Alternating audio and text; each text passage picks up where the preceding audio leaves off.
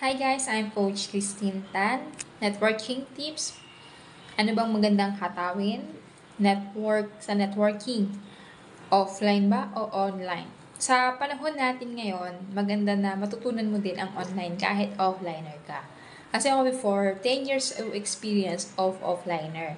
Pero nung pandemic, naranasan ko na mag pure online na lang. Kasi before, nag-offline ako. Pag uwi ko ng bahay, nag-online ako. Nung pandemic po, bawal nang lumabas ng bahay.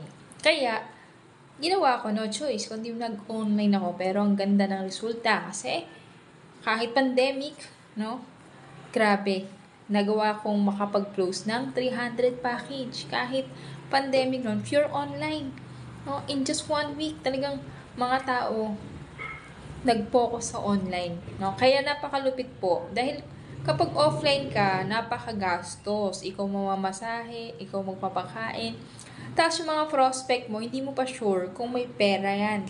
Diba, kakausapin mo ng 2 oras, 3 oras, tapos, in the end of time, wala palang pera. Hindi rin pala sasali. Sa online, masusort mo na yung mga tao.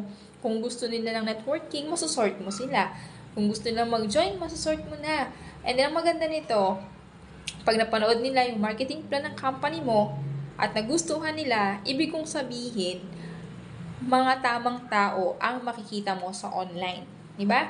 So, yun yung kagandahan. Kaya mas mabilis mag-momentum pag natutunan mo ang online marketing. Kasi on the spot, magsisend agad yan ng payment. Naranasan ko nga, oras-oras may nagbabayad, may nagpipayin sa akin sa online. Kasi nga, nakagawa ko ng traffic na mako-convert into sales. Kaya, sobrang daming pay-in, sobrang daming sales, at ang malupit nun, malaki yung income. Naranasan kong kumita ng 100,000 na nasa loob lang ako ng bahay, kasama ng pamilya, kumikita tayo ng malaki na hindi natin kailangan lumabas, mainitan, maarawan, maulanan, at hindi ka pagagastos ng malaki. Kaya, yung gastos mo sa labas, pang-treat mo na lang yan, di ba? So, sa mga gusto matutunan ng online, tuturuan kita pag naging part ka ng team ko. Mag-comment lang ng how.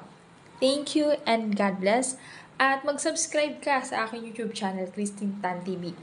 At i-comment mo dyan kung ikaw ba ay offliner, ilang taon ka na nag-network, at magkano na kinikita mo. Kung ikaw naman ay part-timer, ilang taon ka na nag-network, at magkano na kinikita mo. Ako kasi, dati lang din akong part-timer. Nagtatrabaho ako ng 12 hours bilang empleyado, at nagtatrabaho ako ng offline bilang networker. Kaso binigyan ko ng time frame. Sabi ko dapat within 6 months, kumita na ako ng malaki. Times 5 sa sahod ko.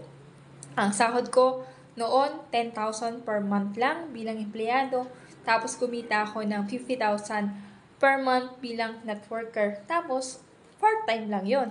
Kaya nag-resign na ako at nag-focus sa pagiging networker.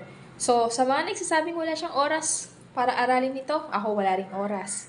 Pero, binigyan ko ng oras. Kaya ngayon, sobrang dami ko ng oras sa family ko. At nagagawa ko ng mamasyal, kumain sa labas, anytime na gusto ko. Kaya napakaganda kapag meron kang time and financial freedom. Na makukuha mo lang yan kapag natutunan mo ang online marketing o networking. So, thank you and God bless. Bye-bye! Subscribe ka na para sa mga networking tips na ginagawa ko.